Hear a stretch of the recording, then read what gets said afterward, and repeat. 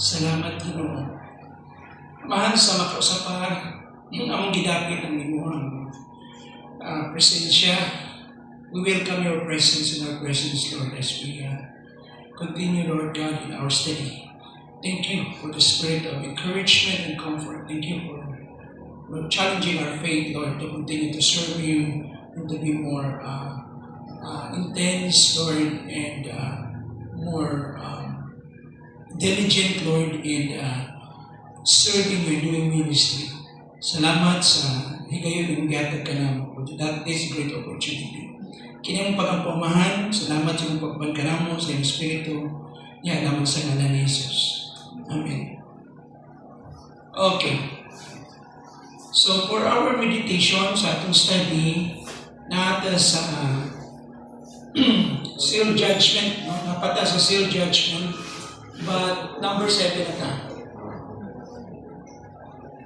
Revelations chapter 6, judgment, the judgment is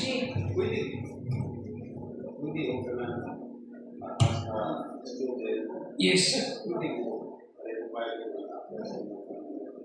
Oh, pwede.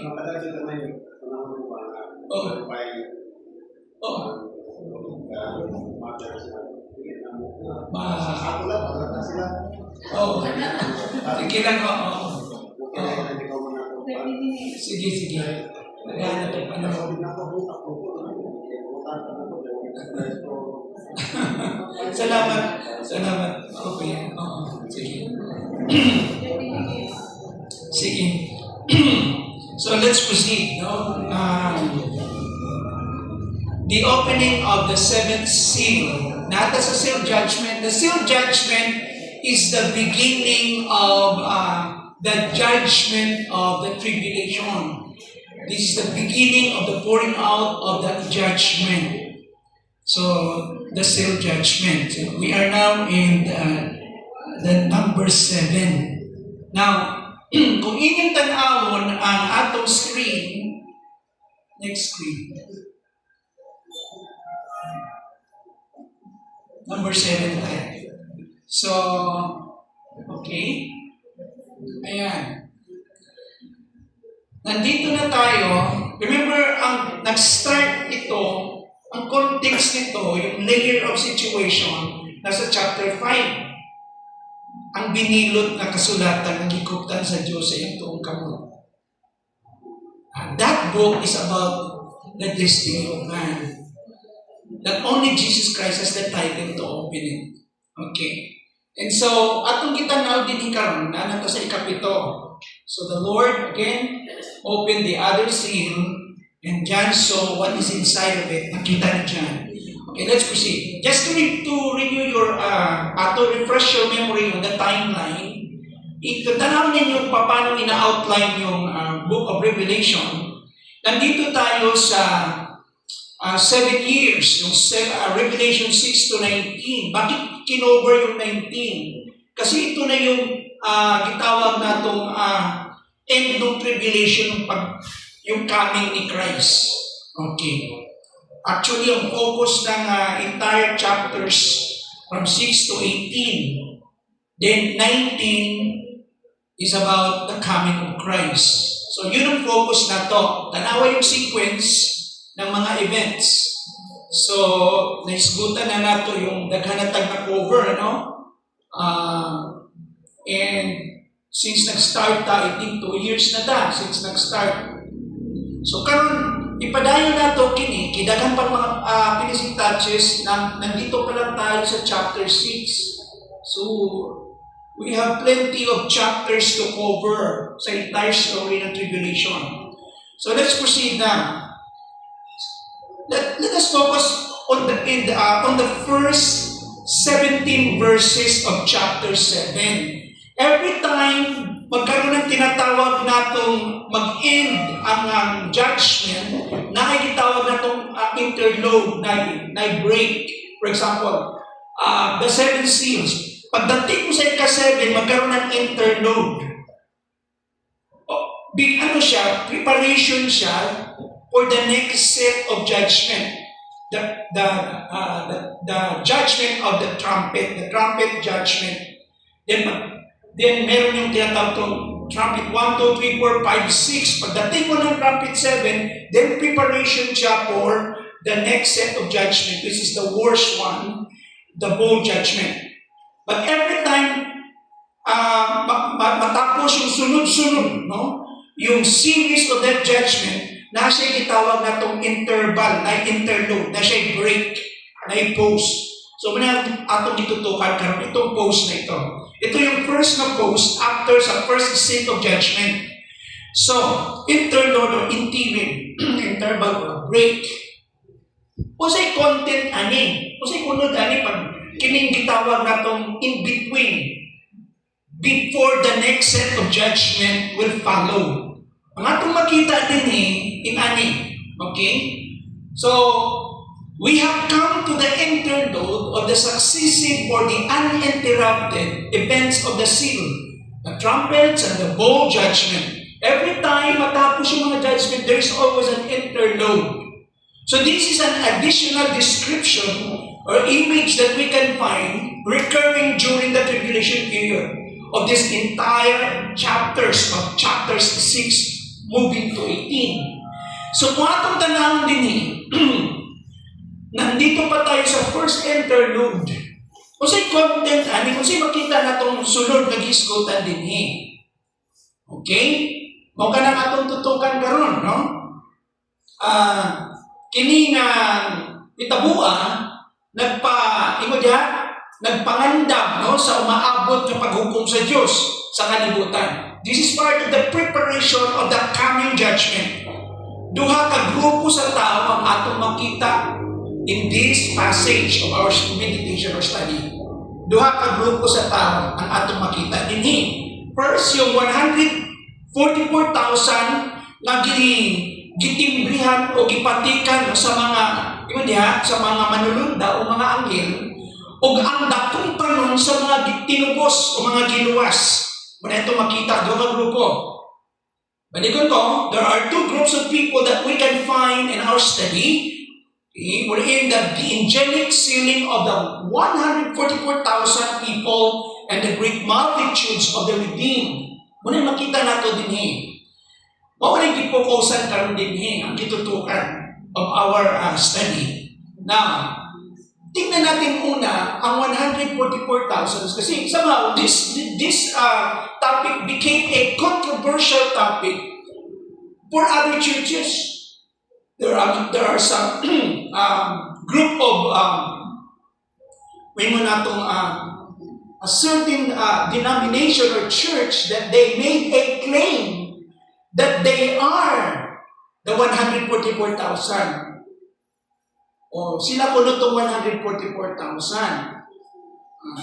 If you can hear yung Watchtower and Tract Society group, mo na ilang claim. I don't know if there are some changes today, but in the past, mo na ilang claim. I don't know kung na by development sa ilang claim.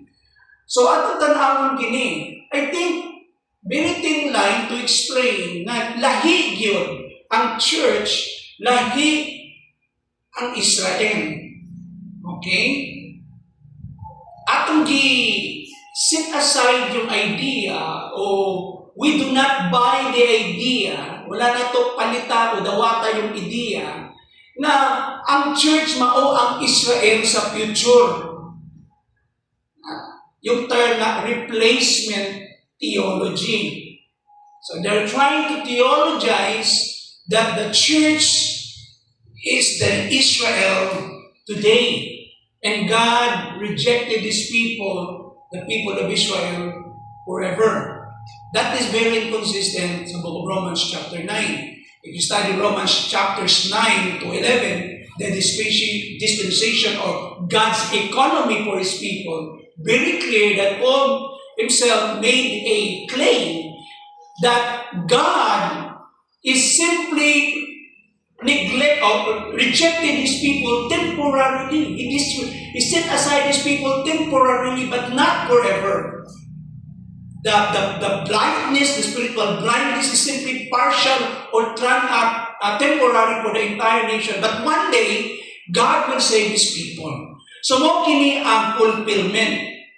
Because of that promise, i-connect mo yung Romans chapters 9, 10, 11 dito sa Revelations chapter 7, 1 to 8 as part of the fulfillment of that promise. That there should be a recipient to receive the fulfillment of the promise na ay kinahanglan mo dawat. Kaya nagsahad na ng Ginoo kay Abraham. Nagsahad siya kay Abraham o kaya i-extend yung unconditional eternal promise. I promise you a people, the future of your people. I promise a land for your people. That is literal, the Philistine covenant. And not only the land, but also I extend that promise covenant to David. One day, the kingdom of David will be restored, and somebody from the line of David, from the line of Judah, will continue his line. And he will rule and reign all throughout eternity. Maghari siya hangtod sa kanturan, pinasikat sa pagkamatarong. And that is still future. So we're talking about the future of Israel. Kasi ito yung tendency natin. We will be tempted to claim the 144,000. That is why pagdating mo sa Revelation chapter 7, iyang gi-differentiate. Binigyan niya ng distinction. Iba yung 144,000, iba yung multitude, yung dakong panon sa katawan na naluwas. No? Iyang gi-differentiate na. Hindi na sila pareho. But they are all the saints or the redeemed of the tribulation period. Now, let's proceed. Ako basahon sa akin, unang-una. Ewan din na. Tapos ni ini, verse 1, nakita ko, itno yung word, tapos ni ini. In other words, dahil mga preceding gisulti siya, ang buti pasabuti ni tapos ni ini, katong sunod-sunod ng mga paghukom nag-iskutan yung set of the seal judgment. No? Tapos ni ini, nakita ko ang nagtindog sa upat ka iskina sa kalibutan, ang upat ka anghel nga nagpugong sa upat ka hangin niini, ang walay hangin nga muros sa yuta, sa dagat, o sa bisan unsang kahoy. So yung term na, yung statement na after this, give reference to the event in chapter 6, 12 to 17. So, mauling gitawag natong context niya, yung layer of situation, the background behind this. But pasabot, nagkaroon ng tinatawag tong change of focus. Nagbago ang pananawon. So, kanong gipakita ni John, sabi niya, I saw 4 angels. Nagsugod na siya, upat ka manalunda ako nakita. And ingon they are standing at the 4 corners of the earth, holding back the 4 wings. Of course, we have to understand that this is symbolic. No? Yung 4 wings. Pero sige ipakita din this is about the power to control. No? Ato nang detalyahon karon. The 4 wings of the earth to prevent any wind from blowing on the land or on the sea or on any tree. Grabe yung power ng pagkaanggil. Okay. Atong tanaw. So, ang pulo nga sunod ni ini, balikon ko, nagpasabot og bagong pananawon. Nahuman na itong unang set of judgment. Then nagkaroon ng tinatawag karong interval. Ang tutok gibalik gikan sa paghukom sa mga daotan ngadto sa pagpanalipod sa Dios sa mga matarong. So there's a change of focus. So this period of break or pause is God is trying to communicate a message that He was not simply focusing on judgment. Dili lang siya nakatutok sa paghukom sa mga daotan, kung dili is also very much concerned nga panalipdan niya ang mga gimatarong. O he was so concerned with this group of people being mentioned in chapter 7, the 144,000 and the multitudes of the redeemed. Mao kini yang gipanalipdan. Kay padayon ng Ginoo sa pagbuko na niya sa iyang paghukom mga igsoon, magkagrabi nga murag iyang kumuto ng kalibutan. God will make sure na ang katawhan nga ningtuo kaniya maampinan sila. Mao kaning focus nito. Balikon ko, the praise after this introduced a new vision, new focus. Shift from judgment to the wicked, on the wicked, to God's protection of the righteous. Mao ka na gitanaan na to. So let's focus on the four angels standing at the four corners of the earth. Tinig upat ka anghel na nagbarog sa upat ka iskina sa kalibutan.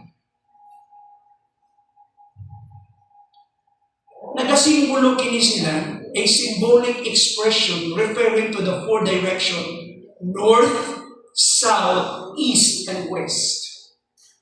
Makita natin diha, no? This is really global. Upat ka iskina, north, south, east, and west. Mo ka na, o kada usa sa ila, na sila role to play. And anong trabaho nila? They refrain the four winds. Kung saan ang trabaho? Pugnan nila ang upat ka. Sige, ipakita natin kanina po. Unang opening natin. Wrath, restraint. Chapter 7, verse 1. The wrath of God that He will continue to express, demonstrate His kasukok niya, mapadayon niya, ibukbuk sa kalibutan. At this point, iya sa lipungan. For the sake of the righteous. Para sa iyang mga giluwas sa mga mataron. Muna makita nato din. So karon, ilahang gipugan ng upat kahangin. Ang ilang gahom ni kaylap sa tibuok kalibutan. Gipugnan nilang upat kahangin nga nagpasabot sa makadawot ng mga puwersa nga andam moabot og mulaglag sa yuta. Balikon ko. They controlled or restrained the four winds, symbolic of destructive forces ready to sweep over the earth. Ibig sabihin, gitagaan sa Ginoo break hunong sa kadiyot. Ginawa sa tagay sa break, luwason sa nato itong mga tao dito. At tuloy-tuloy na. Kabalo mo yung judgment. Remember, 7 years yung ni. And in fact, yung pag-pour out ng judgments is 3.5 years. Pagsugod ng judgment, ng seal judgment, tuloy-tuloy na. Kabalo ba mga ano sa nagsugod? After the rapture, tuloy-tuloy na. The first seal, ang unang seal, the first seal is about false peace. The second seal is about war. The third seal is about what? Famine, drought. Fourth is death. Fifth is what? Kainom daw? Nakainom mo yung kalima?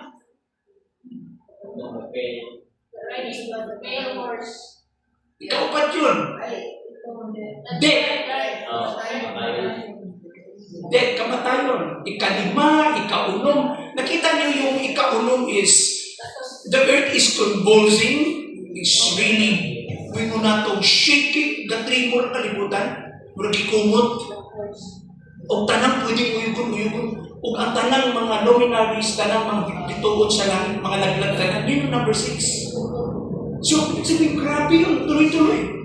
Within the span of 7 years, unya, pag-abot tayo din magkaroon ng break kamay. Katiyot kami. Ito na ang Ginoo. Sugod na siyang pangtatak sa mga tao. Remember, yung klaseng grupo sa tatakan din. Yung yawa na counterfeit na po siya gitatakan. Remember?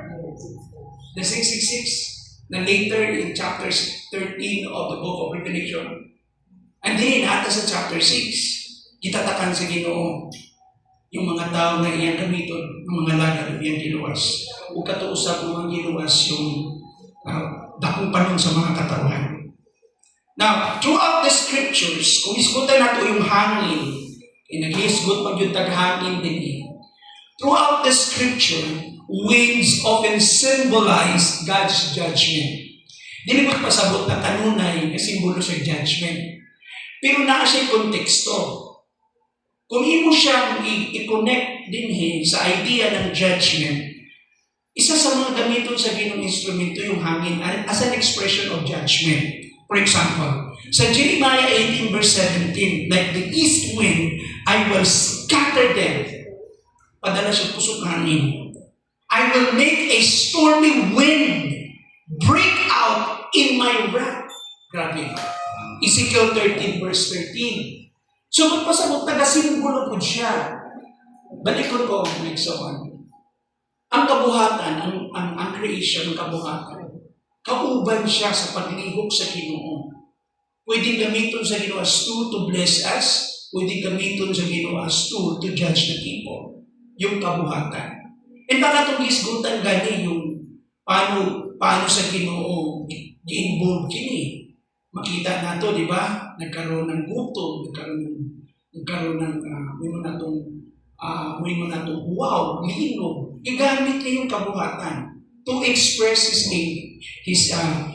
fury or his wrath against sin. So mo ka lang makita nato mga igsoon. Now, pero kung ato tatutukan kining mga hangin nagpasabot sa umaabot nga makalilisan ng mga paghukom sa trumpeta.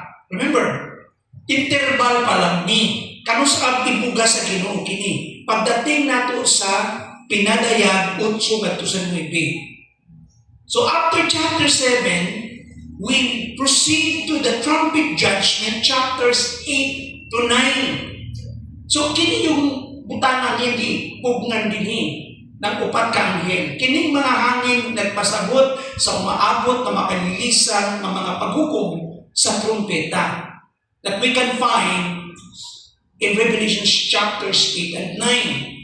Apan sa wala pa kining ipagawas, muhunong ang Diyos sa tanan tungod sa usa ka importante nga hinungdan. Iya sa hunungan. So naigamay ng interval. Ang iyang mga sulugoon, ang mga manunundan, ang iyang mga sulugoon, kinahanglan una nga masilyuhan. Sabihin niya mga alagad, ang mga katawhan niya. Kini nga talanawon, nagpakita sa usa ka makadasig nga kamaturan bahin sa kinaiya sa Diyos. That despite of the fact that He's holy, He's just, He's holy, He is just, at the same time, we should never forget that He also merciful God.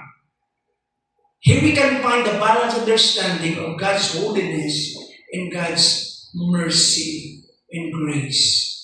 Makita natin din samtang gapabot siya o paghukom niya, pagsilong sa katawan, sa pikas na bahin ng iyang kamot sa grasya o kaluwi, sa pagluwas niya itong mga tao na iyang ikaluyan.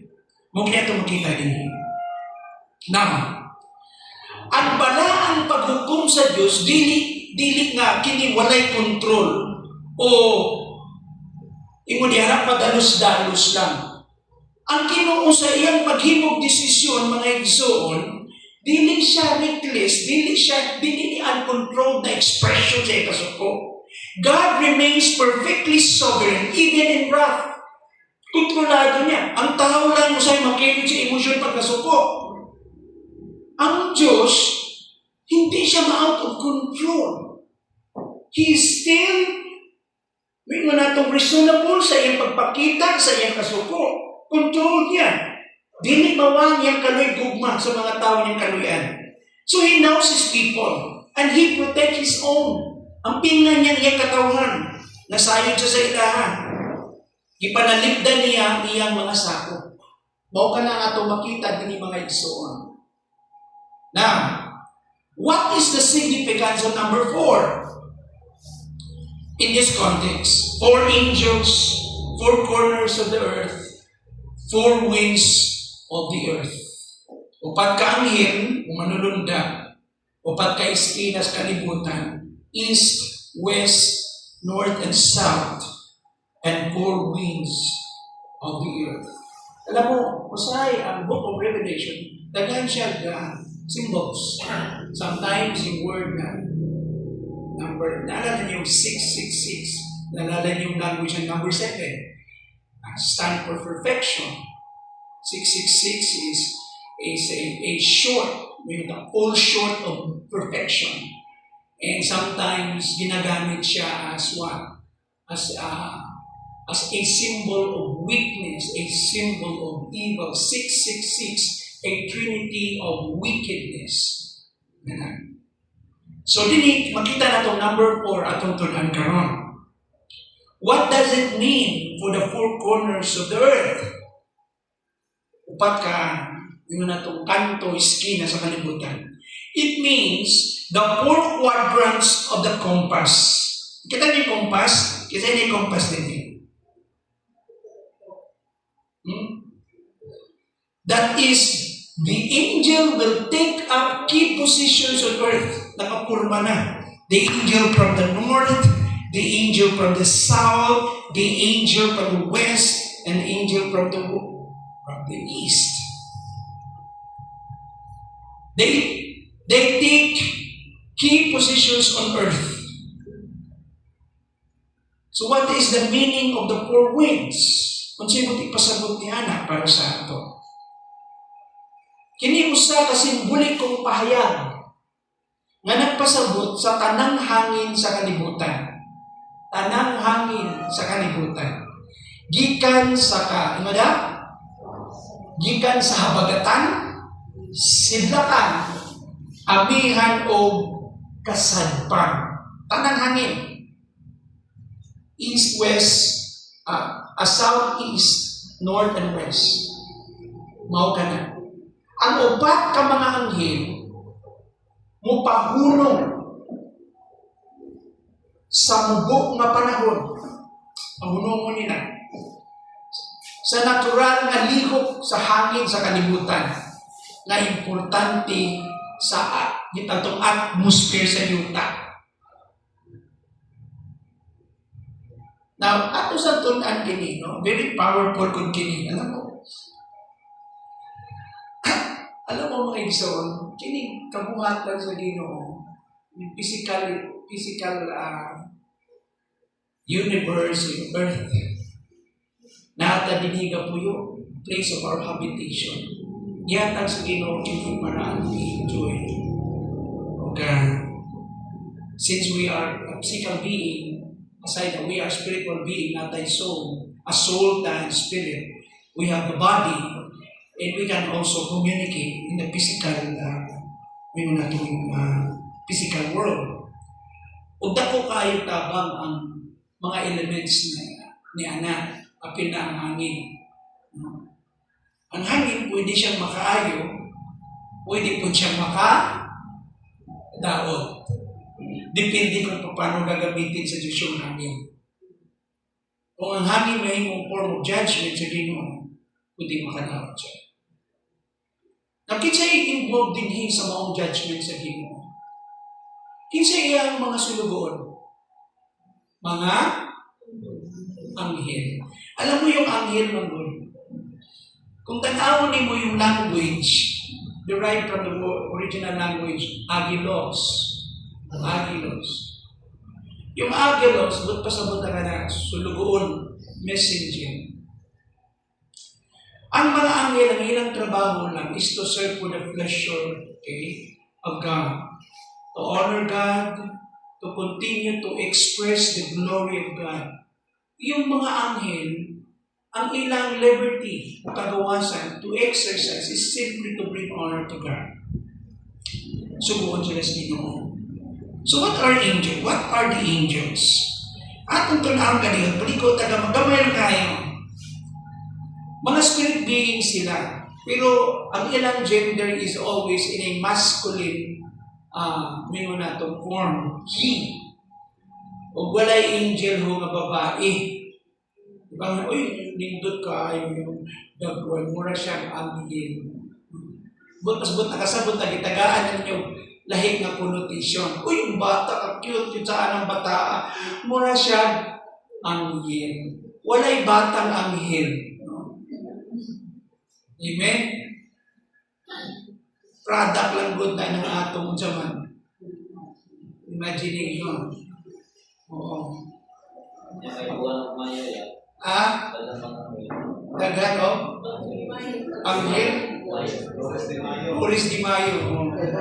Monay.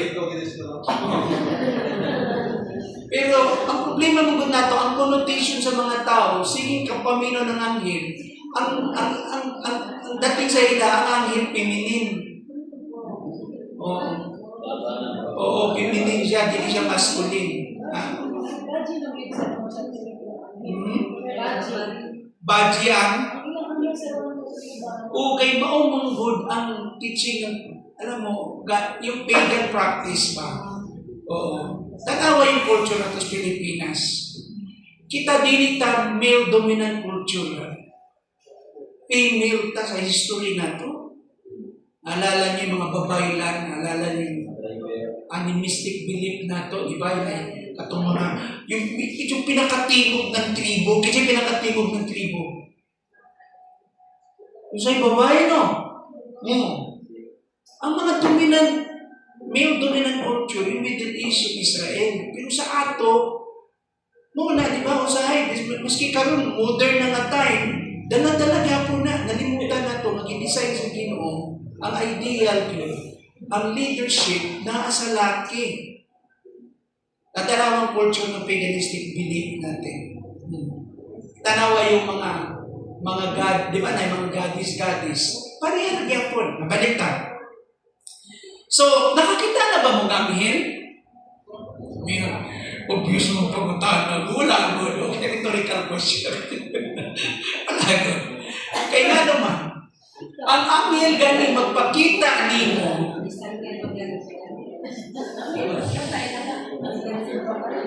Kuyawan ka. Oo.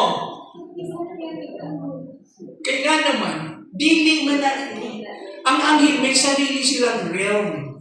Although ginasubo sila sa Ginoo, pero naa sila'y boundary na dili sila pwedeng mo-intervene in the physical realm na kanang without God's permission. Mao gani na nangalaglag to ubang anghel. Isinutan sila sa Ginoo. So, ang anghel, dili siya magpakita nimo in his own discretion lang gusto niya. Dili. That is by God's will. For a specific purpose. Oo. Nakaroon, wala na ko'y madungog kayo, anak, no? Sildam ka na good. Kaya ang Ginoo, kasi pag nagpakita ang anghel nimo, tukod ka ng altar, worship na nimo si Michael, the archangel. Na Bible, sa Bible ka. Diba, naalala mo one time, si Pedro nagpakita yung anghel, na ni-action siya, o katong mga apostles, ni-action ko sila, o ano yun, kanang hatag o respect na kanang murag buluhod niya, ang anghel ningon na ako sulubuon man lang. Servant lang good sila.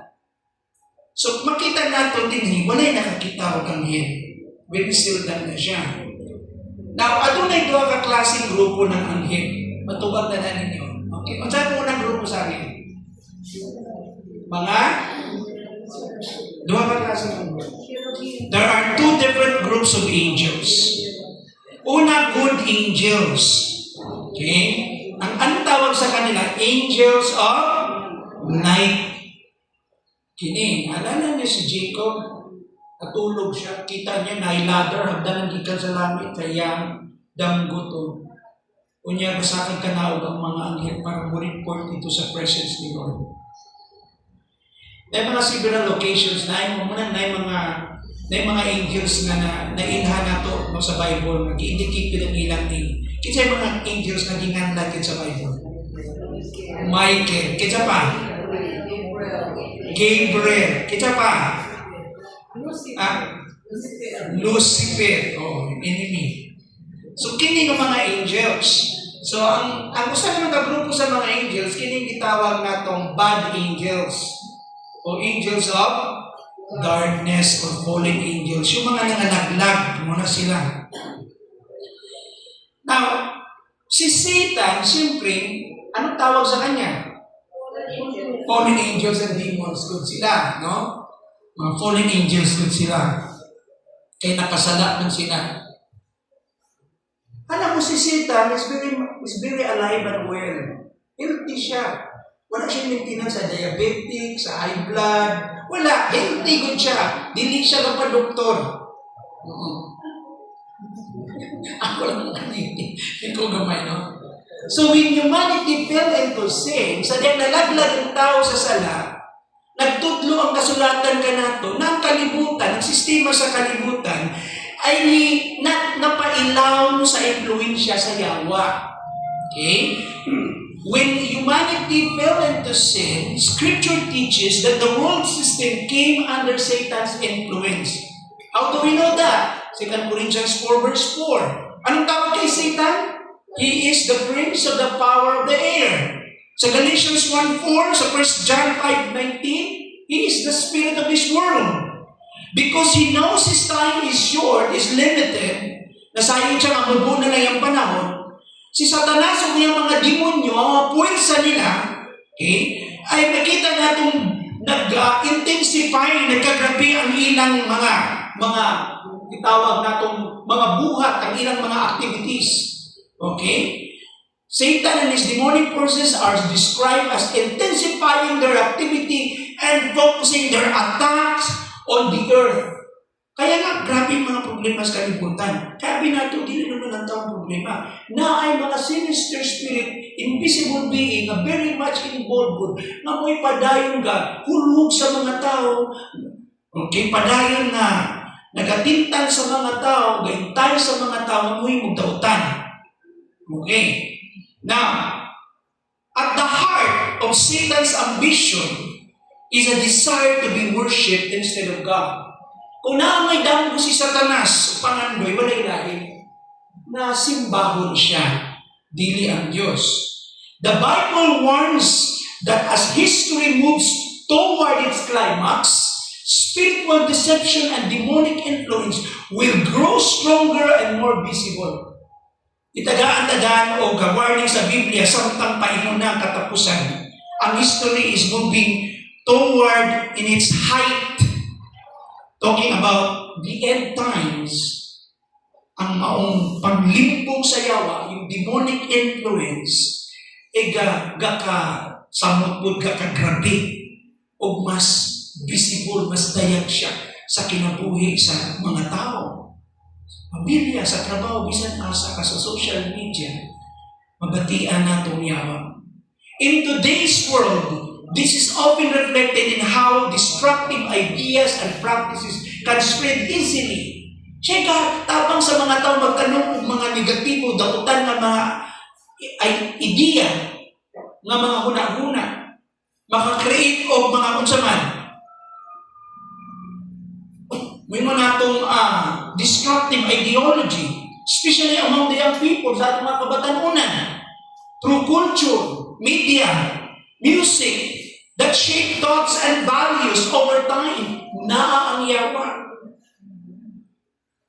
Mao ka na nga mga igsoon, isgutan na to. Now, parang sure ka mga kana ko. As far as the origin of Satan, in ng Bible, God created all good angels in the beginning. So si Satan, he was the Lucifer at the very beginning, and he started good. Buutan siya pagsugod. Okay? Lucifer sinned against God, and in his heart he said, I will ascend into heaven, and I will exalt my throne above all the stars of God, above all the angels of God. Ako ang bida. Ako yung matuboy. I will sit also upon the mount of the congregation in the sides of the north, and I will ascend above the heights of the cloud, and I will be like the Most High God. Isaiah 14:13-14. This is the heart of Lucifer. Lucifer wanted to be God. Mawa na si Lucifer. Muna yung origin niya. Tanawa niya ang judgment. Sa Matthew 25 verse 41, hell was created. Remember, first and foremost, it was created. And gi-emphasize dito sa Matthew chapter 25 verse 41. Lucifer's name changed to Satan. Ibig sabihin na nun, adversary, kaaway ng Diyos. And devil means accuser. Tawag galing ka demonyo o devil. Na may binisaya ng devil? Wala, no? Ano may binisaya ng devil? Diablo, Satanas. One time naging nag-usap na, walay equivalent ng word na kanang Satan na sa atoa, di ba? Na tawgo na to o yawa. Di ba yawa may kadaganan? Sabi niya, dili na yawa. Satanas. Walay equivalent. Kaya ang yawa, puno lagi, sa atong animistic practice o belief, sa atong karaang religion, native na itong religion, sa atong mga katigulangan. Ang yawa, usa sa mga goddess, o mura siya anito, mga anitos ba? Usa sa mga goddess. So, gigamit lang kaniya ito ng mga nagtudlo ba? Itong mga unang influensya, mga Indios sa mga Pinoy, para lang matagaan na description ng sabi niyo. Kaya lang, ang problema niyo, ang animism o na practice ng Pinoy, in spirit world, pigment o human imagination ng guna. So, ang ipakita kung si kining yawa, yung ano siya, dahil mali ang function dito sa history good na to. Na din, kung may kung Satanas, ibig sabihin ng Satanas, ultra adversary yun, kaaway. So, wala siya equivalent. Ang magamit lang yung term, Satanas, adversary. Kung devil naman, ibig sabihin, accuser, ikakusar siya. Yang ginaakusahan ang mga anak sa Ginoo sa langit, adlaw gabi. Kadahin mo ni mong sana, akusahan ka. Notice? Kaya napildi siya. Perhaps his appearance changed, though he can disguise as an angel of light. Mapakita siya, maragutan gihapon, pero nausab na siya, nadautan na siya, tungod kay nalaglag siya sa sala.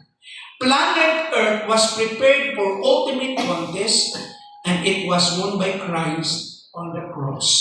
It seemed he was highly being.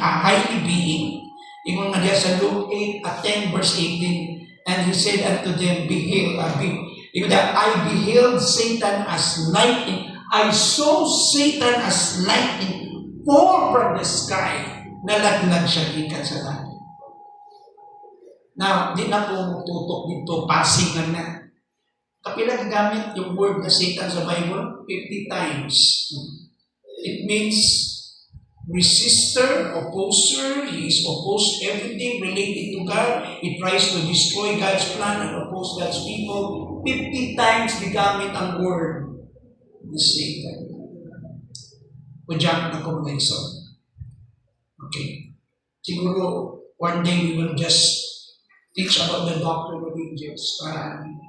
Another angel appeared. So aside sa upat ka anghel, nga tuwa nakaposisyon sila sa upat ka iskina sa kalibutan, adunay usa ka anghel nga niabot. Chapter 7 verse 20. Another angel appears from the east, carrying the seal of the living God. Unsay dalahan ni nga anghel? Seal. Pangtimbre. Gikan sa Diyos. So, siya order, gikan sa Diyos. O niabot siya, ang maong anghel. Di siya gikan from the east. Ako basahan. Then I saw another angel coming up from the east, having the seal of the living God. And he called out in a loud voice to the four angels. Naghatag siya instruction sa upat ka anghel. In a loud voice, iyang gitawag sila. Kung sa'yo kisulti niya. Ingon diri, he called out in a loud voice to the four angels who had given power to harm the land and the sea. Now listen to this. Kung sa'yo trabaho ng upat ka anghel, mga destroyers ito. Gahulat lang din sila sa sunod na tikang. Kung sa instruction, ready na sila para atakihon ron ang kalibutan. Kung sa ilang role din naglago nila ang yuta o ang kadagatan to harm the land and the sea. Kung sa instruction na ni usa ka anghel, yan itong upat ka anghel. Kung sa yung instruction, Very significant yung role, importante din. Galing, ang Ginoo, iba yung function ng upat, iba din yung function ng isa. Ang trabaho ng upat, gaulat lang sila sa next instruction. And very significant ang role ng angel from the east. Kasi nasa kanya yung seal. Nasa kanya yung seal. Dapat sisulti niya ang Exxon. Miingon siya, ayaw hilabti ang yuta, ang dagat, o ang kakahuyan. Gingon ba niya nga ayaw hilabti hangtod sa hangtod? Dili. Ang punto din ayaw hilabti hangtod na ang mga sulugoon sa atong Diyos mapatikan namo sa ilang agtang. Nakuha niyo point? Ibig sabihin, wait for a moment, okay? Hold your horse, ayaw sa among atake, ayaw sa hilabti ang kayudaan, ang dagat, o ang kakahuyan, ang forest. Land, sea, and forest, ayaw sa until when paghuman mapatikan ang mga sulugoon sa Diyos. Asa sila patikan? Sa ilang agtang. Ano sa agtang? Sige nga. Talinditan. Ano? Kisa mo yung tanaw niya? Kisa mo tanaw? Anong sa agtang? Alam mo, very symbolic yung portion niya. Naalala niyo yung Deuteronomy chapter 6. Naalala niyo? Ipatik ini sa inyo ng mga commandment of instruction, ihigot sa tuong kamot ninyo o ihigot sa inyong agtang. Notice, literally yung mga Pharisees sa New Testament, yung at the time na mag-ampo na sila, matubag sila sa east, wow, dahil nila itong murag gamay na pusporo, yung box ko lang, doon ito yung commandments, ihigot nila silang agtang. I mean, very significant yun na. Pero anong principles din? Kung sa'yo nasa agtang? Brain.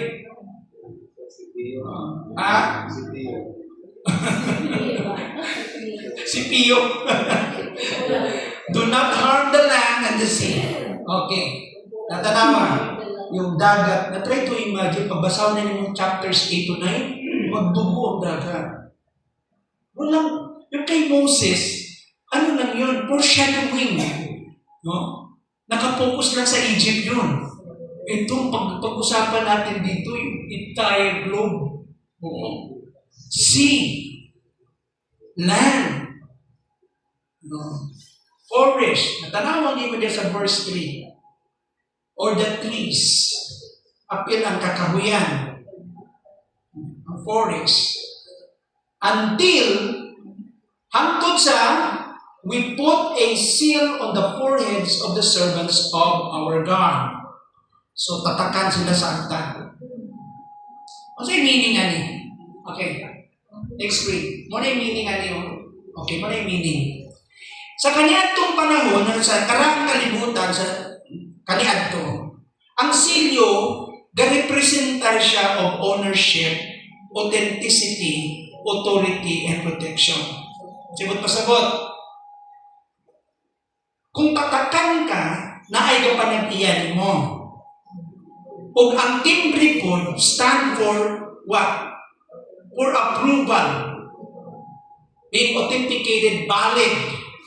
Stand also for authority and protection. Nga naman sila tatakan. Kasi yung tatak serves as a protection of the coming judgment. Sa kanya itong panahon, kings sealed official documents with signet rings. Di ba? Ang ila, di ba sila mong pirma kanya ito? Ang ila kanya ito, di sila mong pirma. Na sila gitawag na sing-sing na pang-sign. Gitawag na signet ring. So di ba na murag wax ana, na timbre nila ilang sing-sing dito. Mumarka yun. Muna dahil ilang ang pang-seal kita sa sulat, murag wax. Yan ila dahil butang ilang ring, nandun yung mark. Abot pa sabot, this is a signet ring of a ruler or king. So this is very important document. So the king sealed official documents with signet rings to guarantee their security and legitimacy. Abot pa sabot, nga kini siya, hindi ito basta-basta nasulat. Ikan kini sa isang dignitary o sa isang superior or a ruler or a king, dili ninyong patakaan kini o apli. And this is really, carried a weight of mo na itong validity. Bukat good na siya. Now, karon, here we find God marks His servants on their foreheads before judgment falls. Bago ibuo ang maong hukom, itatakan sila sa ulo. This sealing, kung atong tanaw na igsoon, echoes Ezekiel chapter 9, 4-6. Kaya makita ka, para makasabot bitaw ka sa Revelation, yung first century believers, ang ga-exist na Old Testament copy, aside from the Hebrew, yung Septuagint, na maintindihan ng Greek culture, na universal language na Greek. And so, kini siya na siya different sa Old Testament. Para makita nyo siya, batasan sa Ginoo ba? Nabi ka pareho ani nga, nabasa na to sa libro ni John, isulat niya. Kasi kaya sa ni John din the 7 churches who exist in Asia Minor at the close of the century na yung pastor. Ipadala yung sulat. So, try to imagine yung entire book of Revelation, ipadala sa ilaha, o ba may tabo sa future, o nagyamin yung mga churches po na i-complain ng Ginoo, na po siya pagdahig, na po siya complain niya, o ba may tabo sa future. And so kung nabasa lang nila rin at time, siguro matingala sila pag-abot sa Revelation chapter 7. Tsaka naaani. Namin siya connection dito sa Old Testament na prophecy ng mga prophets, yung history ng Israel. Namin siya connection, especially mga Gentile churches na exist sa Asia Minor aning nga time at may mga Jewish diaspora. So this sealing echoes Ezekiel 9, 4-6, where God's marked the faithful in Jerusalem before destruction came upon the city. Bago pagalaglagon o silutan sa Ginoong siyudad sa Jerusalem, sa ilang dili pagkamatindanon, na asya gitatakan dito katong mga faithful matindanon. Those bearing God's mark were spared. Katong gitatakan sa Ginoo, maoray proteksyonan. The seal signifies several truths. They belong to God. They are protected by God. They are commissioned for God's service. Gitawag sila sa Ginoo para sa pagpamangalaga. In this case, ang 144,000, dili lamang giingon na they belong to God, dili lamang sila iya sa Diyos, sila giambingan sa Diyos, sila po gisugo o gitawag sa Ginoo para mangalaga. Their commission to preach the gospel, to spread out the gospel. Commission for God's service. Alam mo, basahan na akong Ezekiel sa inyo, tanawa din niyo. 9-6. Tanawa kayo sa Ezekiel. Go through the streets of Jerusalem and put a mark on the forehead of everyone who is in anguish over the outrageous obscenities being done in the city. Butangig barka katong mga naguhol, katong mga naghila, mga naguhol sila sa nakita nilang saya sa maong syudad. Wala sila naglipay Lord. No? Katong mga tawahan na ako to sila. Verse 5, I listened as he went on to the streets, the executioners, ito na yung mga execute, follow him through the city and kill. Feel sorry for no one. Ayaw pag-apologize, pamatya sila. No? Show no compassion, katong mga unong ka-executioner na gipadala. No? Gawas ni adto mga gitatakan. Sa verse 6, kill old men and women, young men and women, mothers and children, walay piliun. Grabing execution dito. But don't lay a hand on anyone with a mark. Pero ayaw nila katong itatakan. Start at my temple, magsugod ang pagpatay. Ang execution sa temple, grabe.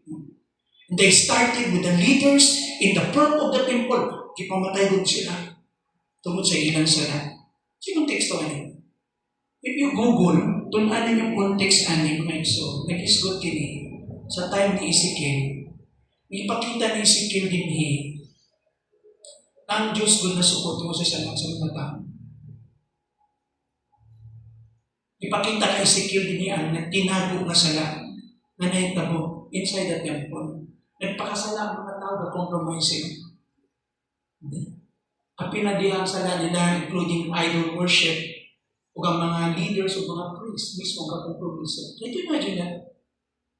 Mga temple leaders supposedly, people, may mga itong, they're supposedly mga symbol of worship of people who consider spiritual, mature people, and they're the one compromising their faith. Sige ba sige pamatay sila. So nahingana ang image sa Old Testament.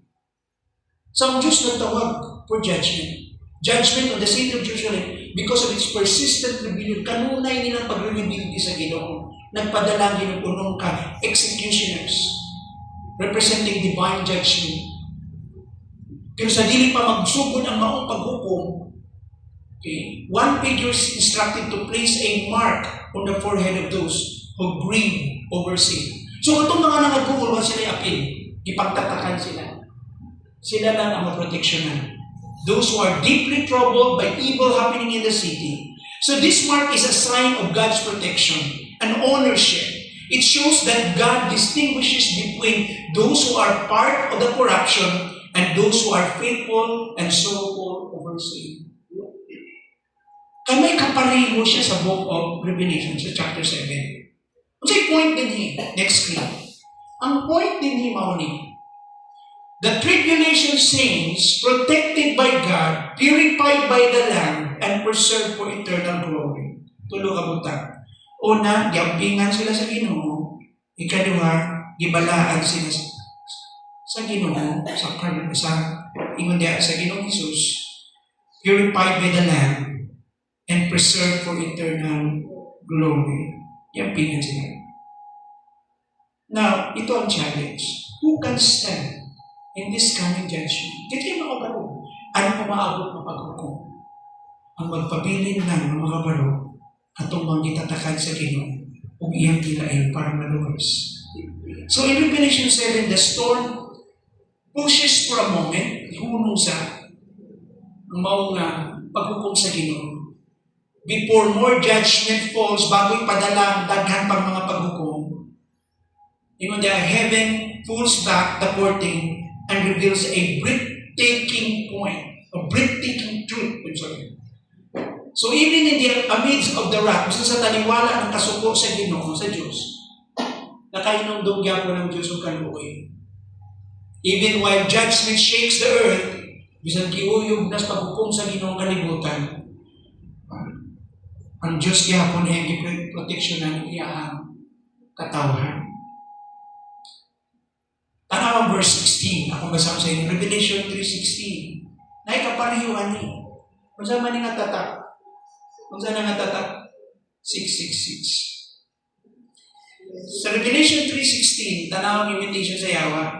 Gipugos sa mananak nga patika ng tanang tao. Inila o dili nila dato o kabos, ulipon o dili ulipon. Diya sa tuon nilang kamot o arutan. Interestingly, Revelation later contrasts God's seal with the mark of the beast. In Revelation 13:16-18. Every person in the tribulation will ultimately bear one of two marks. Either the mark of loyalty to God or loyalty to the Antichrist. So, depende kung ang sa'yo mo tatak. Napatatak mo. Loyalty sa Ginoo o loyalty sa Antichrist. Kining 144,000, dili ni sila mga passive lang na naglingkod ra sila o spectators. According to many Bible scholars, they will become the greatest missionary force the world has ever known. Now, you can name names of the great evangelists great missionaries of the past. Kinsa may mga great missionaries putol sa inyo ng lugar. Last na person is gotan sa church history, dili yan. Patras lang. Kasi mga missionaries. Jonathan Edwards. Isa pa. Dagang missionaries. Mga modern missionaries. Judson Taylor of China. Si William Carey of India. Adonai Judson of Burma. Patras ka pa. One of the best of all time. Halos dako nga part ng continent o sa kalibutan niya na cover o dili lang na. Itawag siya the Golden Mount of Church History. Di pa nauso yung mic. Kung barulog siya ito sa bukid with 10,000 people listening to him. And he preached with all his boldness. And he was called George Whitefield, the Golden Mount. Actually, siya yung sikreto ng Methodism, hindi naman siya John Wesley. He was Calvinist. Although very respected to si John Wesley, they were very much friends at the time. Pero according to yung story ng mga gatuon sa iyang life, maski si Jonathan Edwards, wa katupon sa mga sermons and lessons, hundreds and thousands of sermons, ngayon gihimo. Kugihan kay nga tao, namatay na lang siya. Sige guwali, dito siya kinubong ilaw ng tingas pulpito. George Whitefield. At man gisot yung lalaki sa inyo. Alam mo, i-compare siya almost the same. Mura siya, if there is somebody almost like Paul, it should be George Whitefield. Unahin kumpara ni mo kay Pablo sa kanyang kakugigod, sa mga wali niya, sa travel niya. Grabe. Kaya lang listen to this. Kining 144,000, they will become the greatest missionary force the world has ever known. And remember, mga future kaliwat ng Israelites kini. During humanity's darkest hour, sa mangit-ngit na panahon ng tribulation, God raises up bold witnesses who will proclaim or preach Christ to the nations. Ito yung 144,000. They are great missionaries. Parang Pablo ito lahat. Remember, I did a little study of them. Parang mga celibate ito. Or nag-give of celibacy. Ang focus itong mission lang. Sa kabubo sa panahon. Try to imagine that 3.5 years. Ang Ginoong tawag ng mga missionaries. Kung hindi makita na kung kinsa kini 144,000. Next. Israelites identified in chapter 7, 4-8. So kining maong mga missionaries, 144,000 mga Israelites kini. But haven't you noticed? Dahil mga kakauban sa tribe ni Jacob mo mapapil nila. Ako basahin sa inyo tanawang verse. Revelation 7:4-12, 4-8. If you're very familiar with the 12 tribes of Israel, paminawan ninyo. Then I heard, sabi ni John, the number of those who were sealed, 144,000 from all the tribes of Israel. From the tribe of Judah. Anong ginunaman si Judah? Alam mo yung position nila is very significant. Judah appears first because the Messiah came through Judah. Yan. From the tribe of Judah. Giuna siya mention dili Kinsa kina magawa ng anak ni Jacob? Kinsa? Bakit giuna si Judah? Tingnan mo yung posisyon. And I heard a number, no? Verse 5. From the tribe of Judah, 12,000 were sealed From the tribe of Reuben, 12,000. From the tribe of Gad, 12,000. Number 6. From the tribe of Asher, 12,000. From the tribe of Naphtali, 12,000. From the tribe of Manasseh, 12,000. 7. From the tribe of Simeon, 12,000. From the tribe of Levi, 12,000. From the tribe of Issachar, 12,000. From the tribe of Zebulun, 12,000. From the tribe of Joseph, from the tribe of Benjamin, 12,000, 12,000. Kasi wala mapin? Kasi wala mapin? How about Dan? Have you familiar with Dan? Dan is omitted. Likely because of its history of idolatry. Ephraim is omitted as well. Because of for similar reasons. Wala sila napin. Yet despite of their human failure as a nation of Israel, God's covenant purposes continue moving forward. Gi-prepare gyapon sila yung mga tribo nila. There are Jewish believers sealed by God on their foreheads for divine protection and service. They are chosen for the tribe of Israel, from the tribe of Israel and set apart, giandam sila for God's purposes during the darkest hour in human history. Ang galing ng Diyos.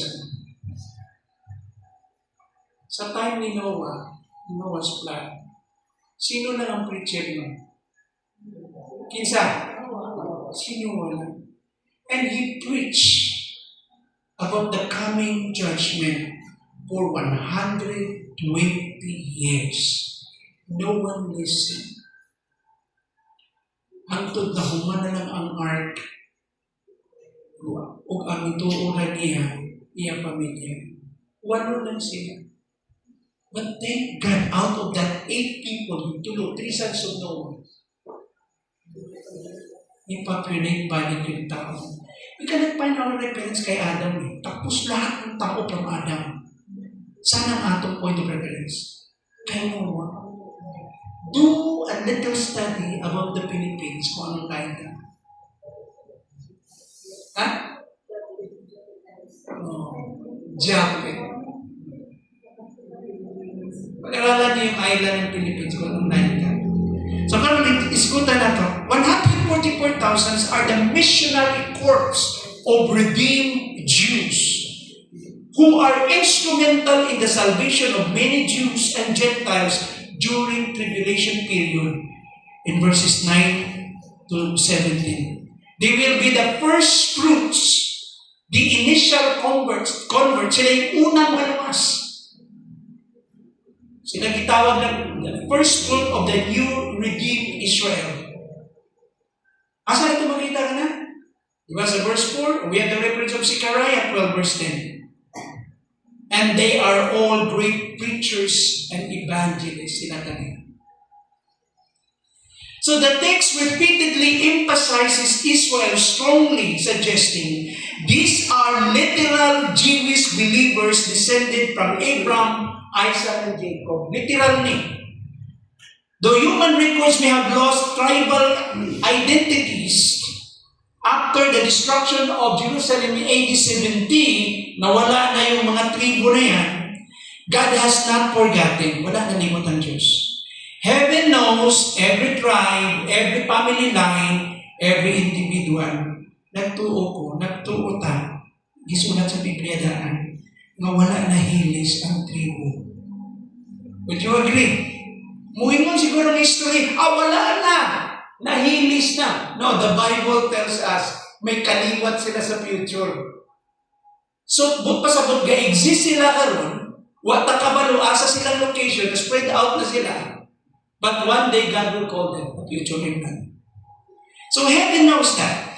This passage powerfully reminds us that God is not finished with Israel. Wala pa naman ang sa ilahan. Makarang dyan, ko din Romans 9 to 11. Ito yung gitudlo ni Apostles. God still has a redemptive purposes for the Jewish people. Na ikatuyuan ng Ginoo. Basahin niyo yung Romans 9 to 11. Mustap ko din mga iso sa first principles, ipadayon na ito kini next meeting. Finally, Israel will be the witness nation she refused to be in the Old Testament. Pero gisaad sa Ginoo kana, sabi ni Pablo sa Romans 11:5-27.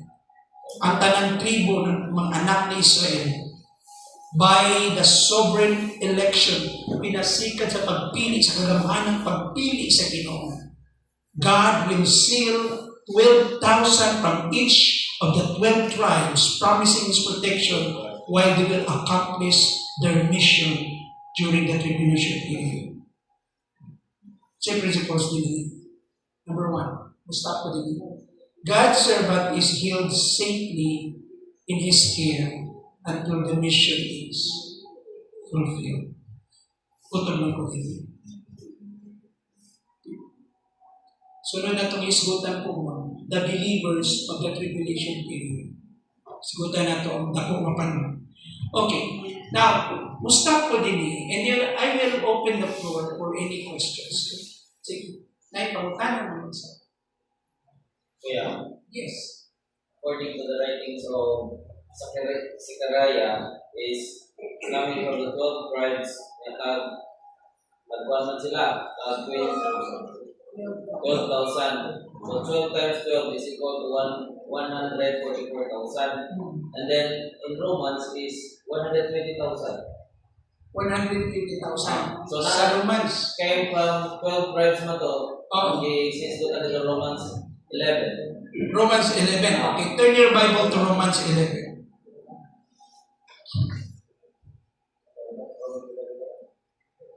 Remember, kining 144,000, anong role nila? Missionaries, evangelists ito. That is their purpose.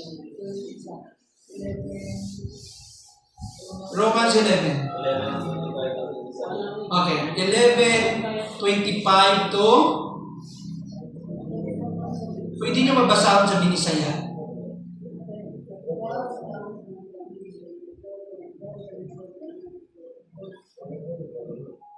Sige. Palihog ko. Sorry. Palihog. 11:25? Kaya nalipat tayo sa akin ng 120,000. Ah. Baka rin siya 12,000 in every tribes. Sorry. 144 satisfied. 11:25, no? May yung gibutan ito.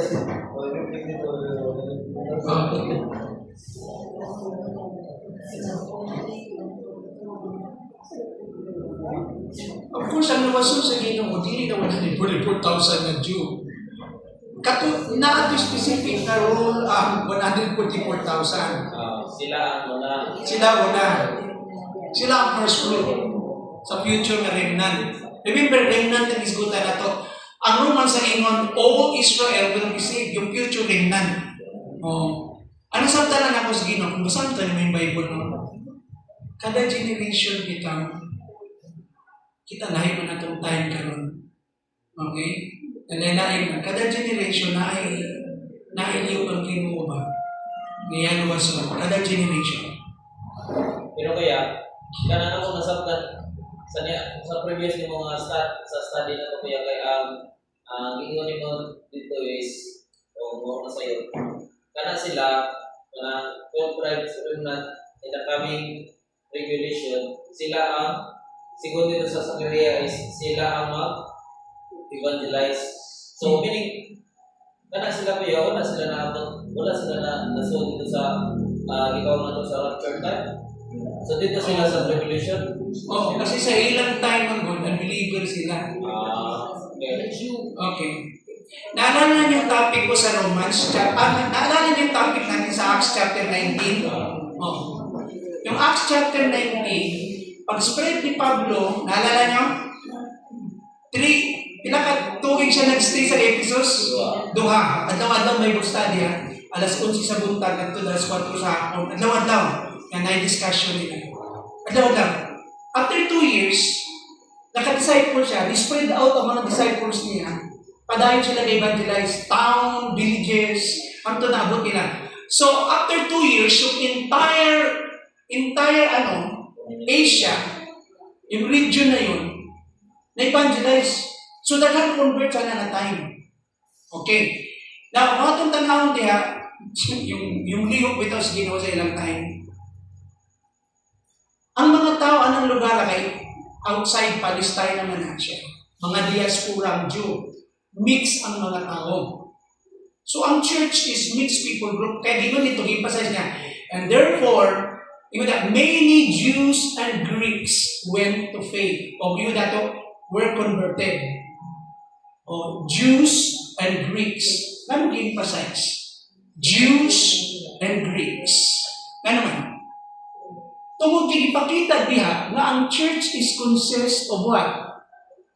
Of a community of different ethnicity o a community of people of different culture and race, of different culture, different tongue, different language or tribe, people of different ethnicity. Kaya pag dito, preach the gospel of all nations, yung nations dito, yung pinaka-root ng word dito, ethnos. Ibig sabihin, mga tao na may kaugalingon silang race o tribo o kultura. So, people of different ethnicity. So, what pasabot, ang church, hindi po yung tawag mo ang church na Jewish lang siya. Filipino church lang siya. O Black African church lang siya. Dili.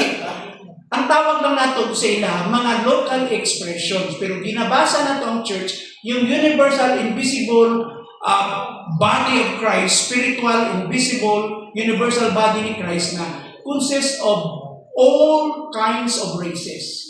Kaya binabasa ko sa lens ng Jewish mindset, yung from the mindset of a Nicodemo. After that, nabuhan again, mas Nicodemo wala, after that encounter. Nabuhan again wala. How do we know nabuhan again siya? Kasi nag-prepare sa nanay ni Jesus. Nicodemo, kakinsa niya ta. Importante yan his history, yung mga secret disciples ni Jesus, wala kayo na-mention yan So si Nicodemo, na-born again. From the mindset of Nicodemo, na-realize na niya, nakadilkan. Sa kanya gisulti sa Ginoo Sila, nakatubang sila, naibilig. Some of the disciples listening as well. Sino yung mga disciples ni Jesus na aside sa 12, na siya inner circle? Sino? Si Peter, si James, o si John. Now, Gospel of John. Sino sumulat ng Gospel of John? Si John. So si John, marami siyang encounter with Jesus. Kaya yung account ni Nicodemo at saka ni Jesus, nagkaroon ng opportunity si John, guided by the Spirit, na isulat yung account na yun.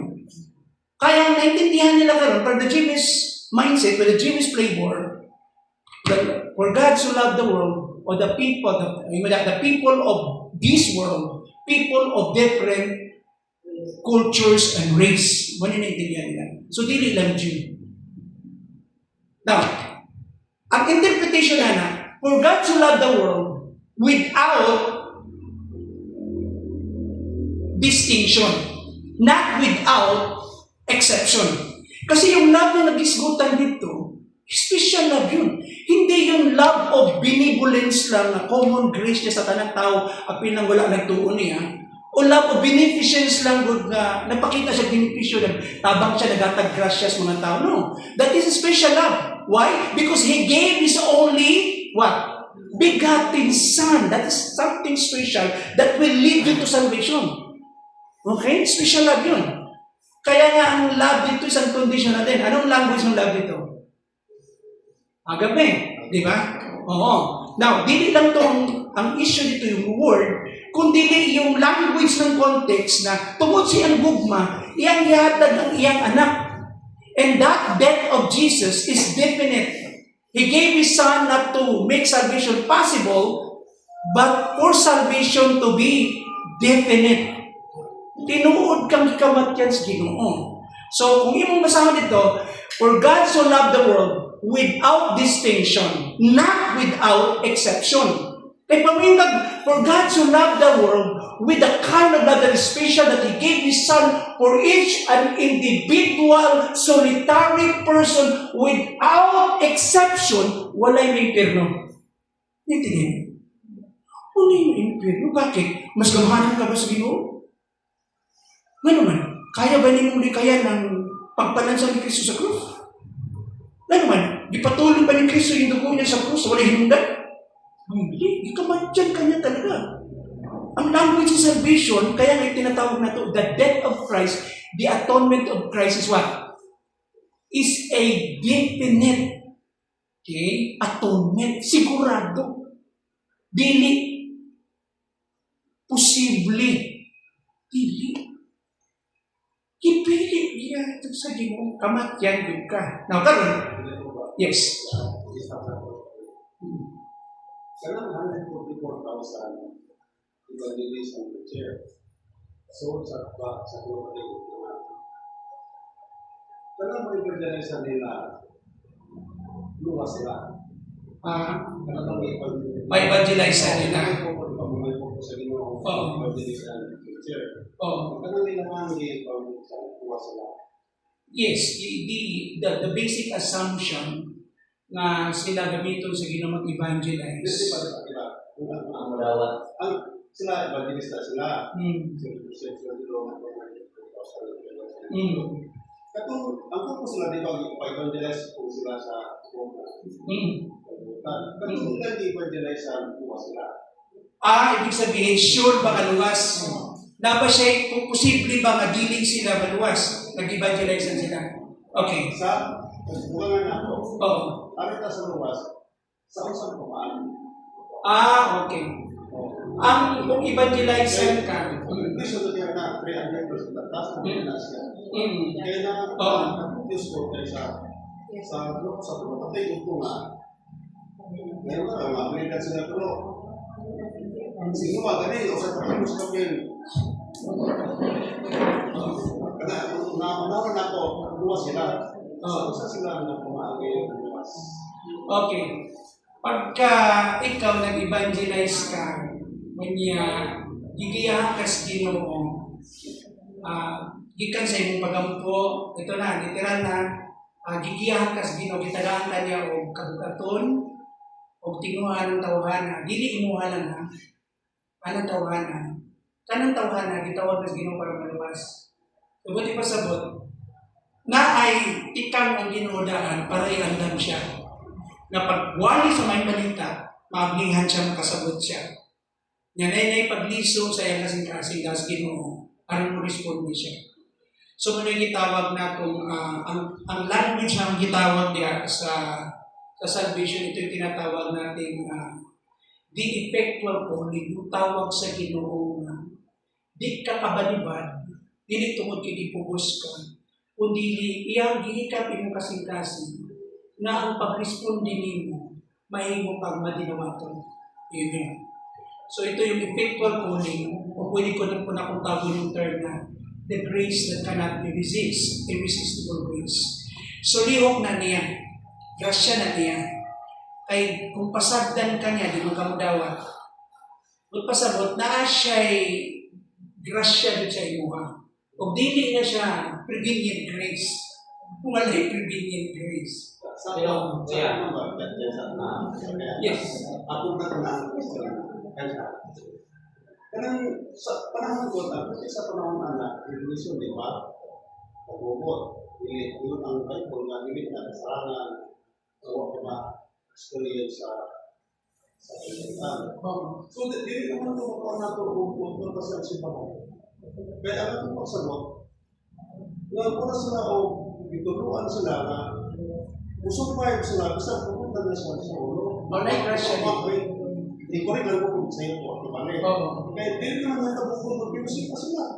Wala naman sila pagkakong pag mag-registro pa tao. Wala. Wala sila yung anak. Bakit pala kayo? Di ba, ang parang na project naman siya, kaya pinakakaya naman na siya.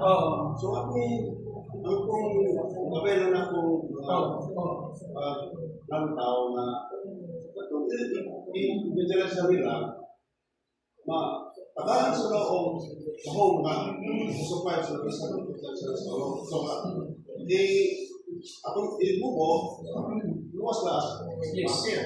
Yes. Ipilit. Iluwas ko siya. Lagi, luwas na lagi as market. Bali, doon na klase. Naiuban na maluwas na dili sila makasurvive sila, dili sila mahimong martyrs. Sila yung mapapilit sa ninyo.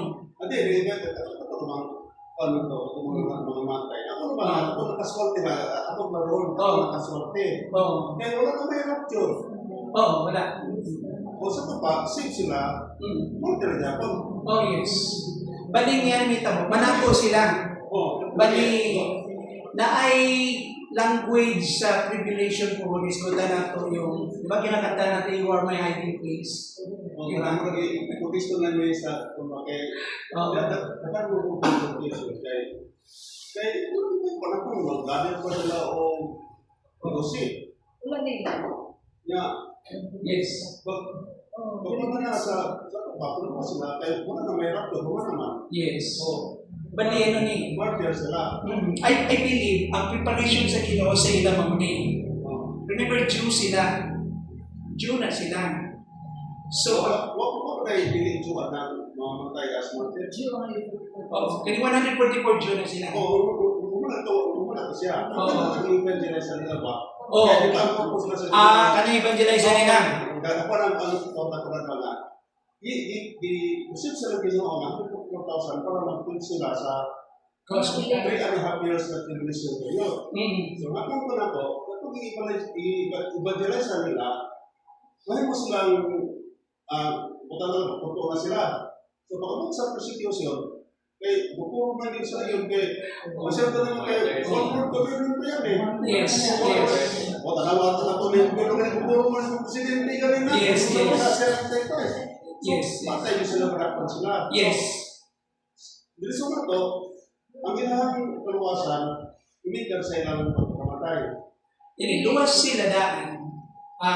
Ang ilang kamatayon, maoy ilhanan Na sila. nga naluwas sila kay maoy ibarog ang ilang testimony. Simple pa na ganang tawa na ari ito mga kugan kay ano magiging panahon na kaya yung dito diba? Bigro ka sa simbahan o wala pa? Ano? Wala may simbahan. Wala. Di ba di ba? Pag-rapture ba? Wala na habilin. Habilin na. Kung ito na Nabilin. Katong nabilin. Basin. Okay, basin. Kaya sila kadugong siya ba niya? Okay, na ito sa Kung mag-rapture kintahay ka, unyaom ba? Kanang 7 years, doon na sa ato. Nakaya? So daghan nagdungog ang mga tao sa wali. Posible ba na kung ibalik, tatanay mo mukapagod ka may kila kami nung ko niya ibalik, kung tatanay lang berdiri ka yung nagtulungan ng mga berinan kumupal kita tanan kumupal ka sa may orang tayo ko ba kung sa kayo mong nga pagkatapos na ito nga nilay ang Bible na gusto rin na ang mga pagkakuan gusto itong hapon na mag-iim na kung kita tanan Ano yung tanan? Rapture yung tanan.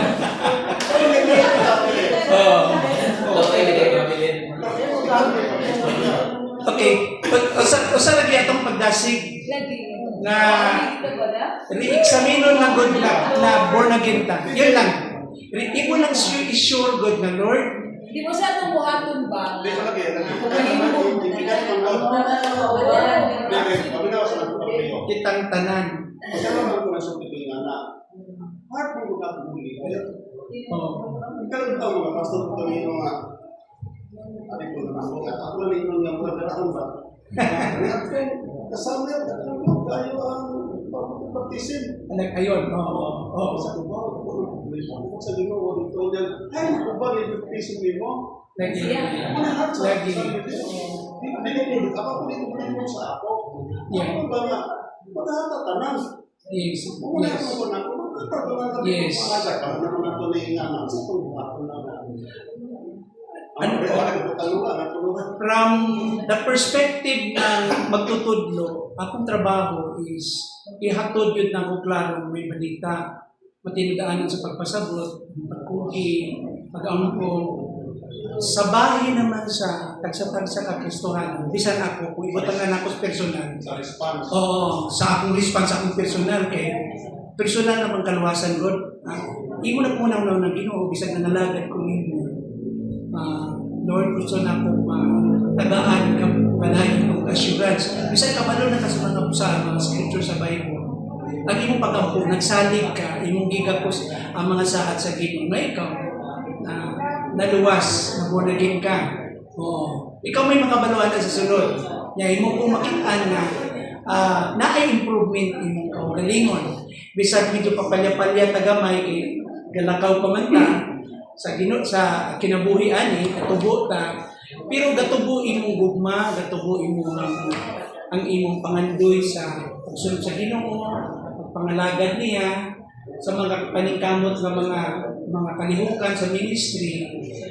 Gusto nimong mo-appeal na kay tinumaana na kay wala pa man sa kaibigan kana indication na daan na born again ka tanan lang. Oo. Kay ingon si Pablo sa Romans 7, adlaw-adlaw ang atong pakigubat tungkol sa unod. Samtang wapat na sa state of perfection, adlaw-adlaw pakigubat nato.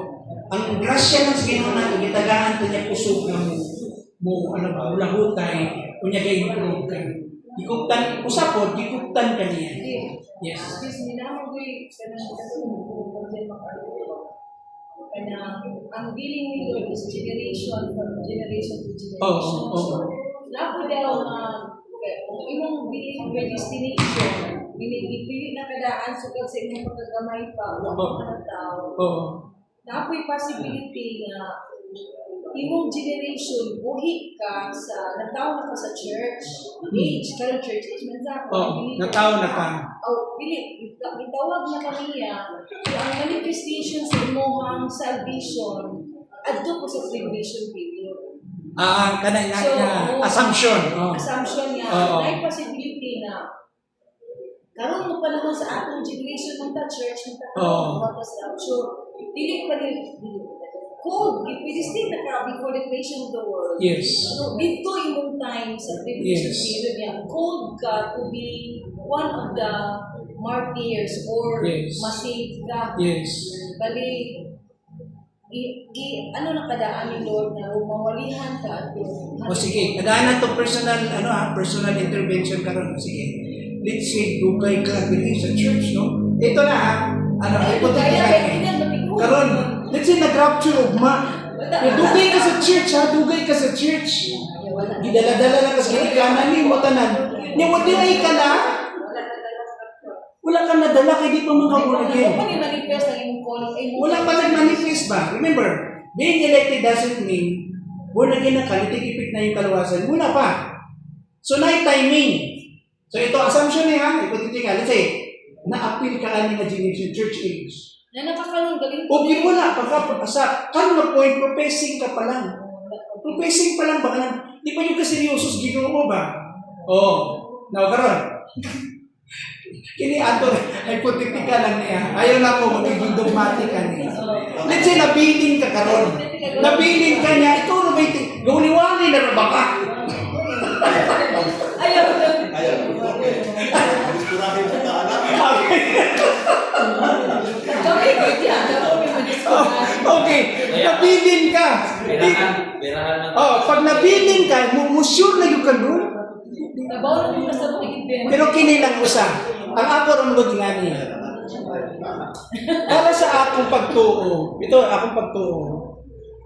Kung niabot na sa imong kasing realization bitaw, kanang realization ng Ginoo sa pagsulod mo.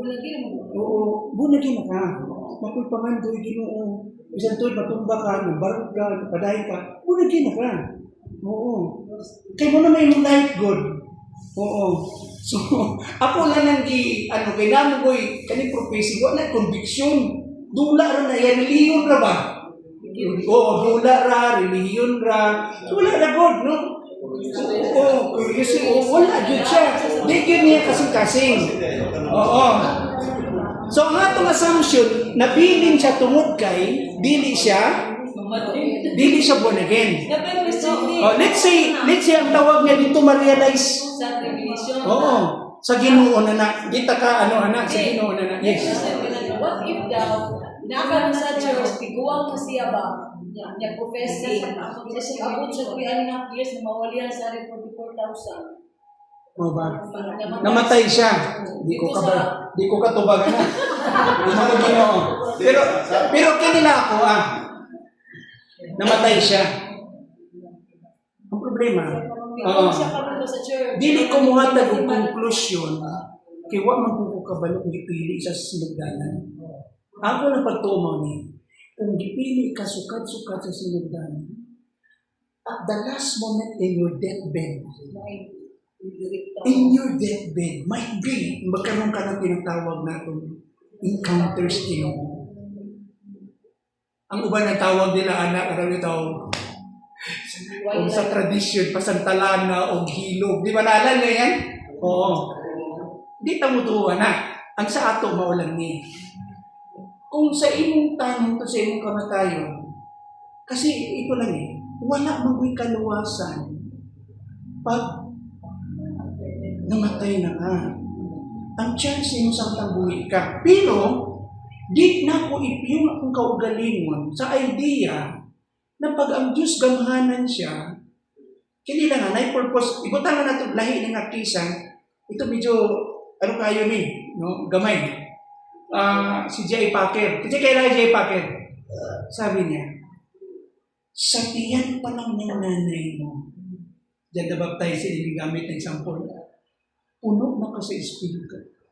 Sabi niya, kung ang definition ng born again is a sovereign act of God without any human participation sa imong sayo, bisan sa tiyan sa imong nanay, kung born again ka. Yung example si John the Baptizer. Pagkakita ni Elizabeth, dumating si Mary, no? Nidayag si Elizabeth, hindi prophetic yun, nilukso yung bata gikan sa iyo. Ug ang description dito ni Luke, remember that the child was already filled by the Spirit from her mother's womb. Pero nag-matter sa parent niya. Nag-matter sa parent. Kaya si Elizabeth, ano siya, may kailangan siya Ginoo. Bisan pa. Kasi ang born again, di mo matter sa parent yun. Yung salvation, individual yun. Now let's say, na-miscarriage, wag na dayo ng bata. Di kaya pong kumukonclude na wala'y future ng bata. Alam mo yung nag-caregiver ko, na-assign ko sa SPED bitaw, tanang bata bitaw sa LC Garcia sa Maynila. Profound, untrainable, tanang klaseng abnormalities, no? With deficiency. Naana yung mga multiple retardation yun. Nakaingon ko kung saligan mo nga maluwas ang bata sa imong mayong pagpasabot sa gospel, di mo conclude ka karon kinitanang mga bataan, gikondem ni. Wala ni future kay wa man. Di magkaka-evangelize, di magkakapaabot na ay higayon nga magkaroon siya ng sanity. Di multiple retardation nga Mungguloid lang siya with tanan ng klaseng retardation Mukhaon nagugulod, may pangiro kay imong matrain. Ang bata di. Napakaon ko. Diba yun na? So, one time na hinulog ko sa Ginoo sa ko. Sabi ko Ginoo, yung ba? Yung ko hinulog na. Kanang, wala tayo paglaog ng mga bata. Okay. Di mo ko pa-share sa gospel kung ngayon lang ko pang-basis lang sa iyang kalawasan, ang gospel. Now, di na kami sabot mo sa gamahanan ng Diyos. Amen?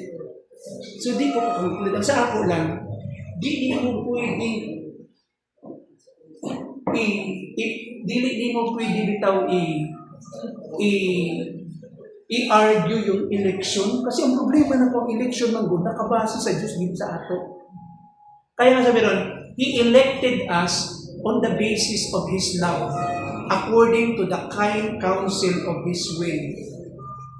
regardless of anything else on our part. Not on the basis of prescience or advanced knowledge, or not in the basis of what? Foreseen faith o advanced knowledge na ikaw po lutuo. Ang gigamit na language ni Paul, anak, I chose, isa to? Ang anak ni Isaac?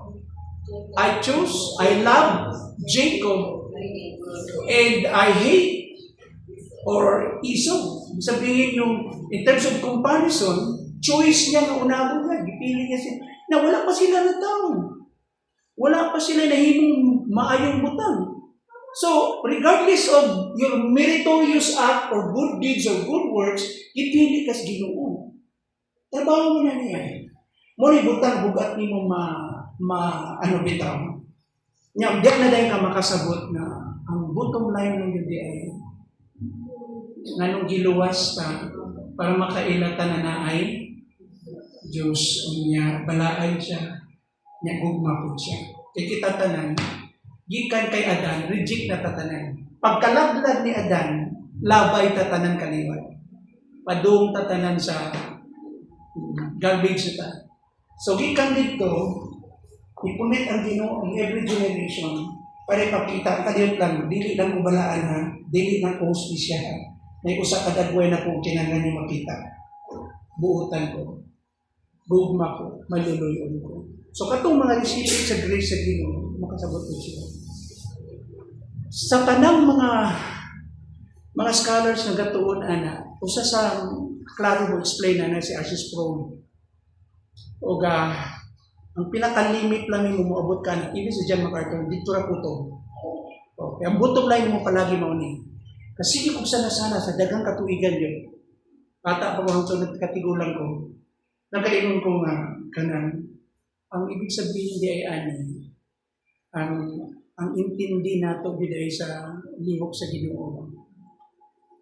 Masabta ni mubalik ka kanunay. Gusto sa Ginoo nga mahimo kang recipient na magpaila siya. Yun lang. Makaila ka niya. Daghan kaayo dapat nato tan-awon na. Unya, it humbles us. It humbles us. Paubos pa niya. Kaya kini ang panalitan, katong giging nagbibigilan, kanina yung mga pangutanan sa tribulation period. Okay. Katutanan sila, tagaan mo sila tayo sa Ginograsya para sila musurvive. To the point, mga matay sila. Kaya katong ganina, nijugog ato, di ba? Ano na, niabot ka sa church age. Pero part ka ng present age, ha? Church age. Nga, ipili pa na kasi Ginograsya ka. Kaya lang, dili pa naabdan ka sa time ng zaman. O ka na, di na takatubaga na, no? Ang ato na lang anak, kung itawag ito sa Ginoo.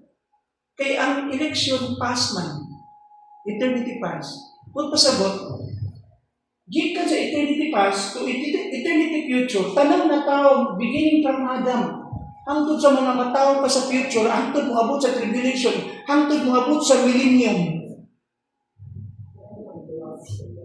Oo. Luwason gyapon sila sa Ginoo. Sa inyong una-una ang maluwas ko to ba sa tribulation. Hangtod sa millennium. Kay mga anak mga tao madaghan, mga anak sila. Sa kalibo ka tuig. Yung mga believers man ng mga tao, mga ilang anak. Naman na si nature gyapon ni Adam, kay mortals man yung mga parents nila. So, kinahanglan gyapon sila iba-ibang sa. Okay? Salamat sa inyo. Kana gyud nabutang medyo ang ato na lang ayaw lang mo kaguol ha. Ayaw mo kaguol god. Kasi maguna-una pag uli mo sa balay mo hingag. Lord, kasi di ko madam. Ayaw. Oo, kita tanan kini lang. Bisan gahapon nang ka na born again. O karon lang ka na born again. Diba? Naalala niyo yung language sa cross? Kano siya nagkaroon ng relasyon kay Jesus? Dito na sa cross. Wa siya investment ha, wa siya puhunan. Ang sa regingon ni Jesus, inamduman dito. Yun lang. So, sa tuha dito, ang gipili, katuusa. Niya tibok kinabuhi niya, ito namatay siya. Wala, yun siya agi. Mag-ampo tayo.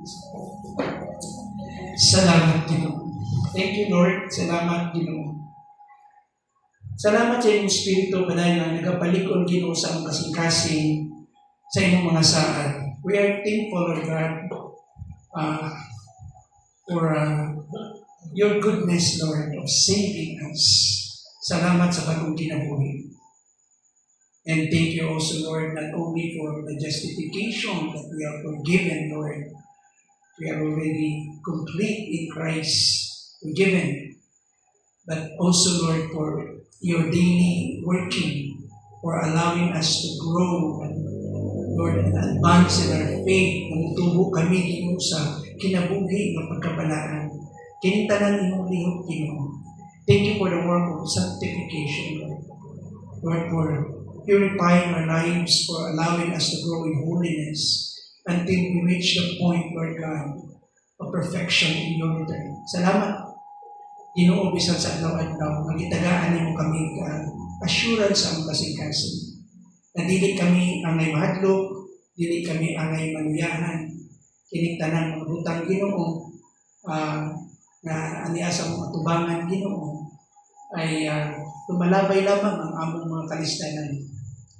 Pero sayod kami na yung gikuptan ng among mga kinabuhi, kung na ay nagpaabot ka namo sa pikas, ang maong mga panulundong na yung giandam ka namo. We are thankful for that great inheritance and the blessings that you have for us.